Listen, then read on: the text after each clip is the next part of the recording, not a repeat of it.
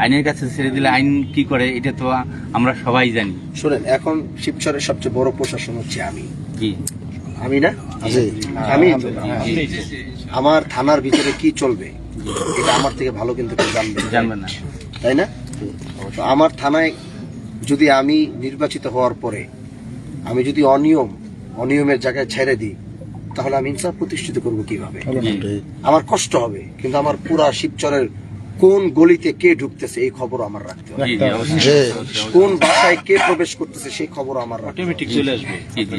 সেটাই, কোথায় রাত্রেবেলা কি চলতেছে সেই খবর আমার একজন এমপি হিসাবে রাখতে হবে। আমি তো নিয়ত করছি আমার সাথে যারা চলবে তাদেরকে আমি আমার কাছে 1 মাসের বেশি রাখবো না। আমার সাথে যারা চলে তারা কোথাও গিয়ে যদি খালি একবার আমার কাছে প্রমাণ সহ কমপ্লেন আসবে সে এমন জায়গায় গিয়ে আমার ব্যবহার করছে কোনো অন্যায়, সাথে সাথে আইনা রিজাইন দিয়ে সাথে সাথে ওরা আমার থেকে দূরে সরাই দেবো, সে আমার সাথে থাকতে পারবে না।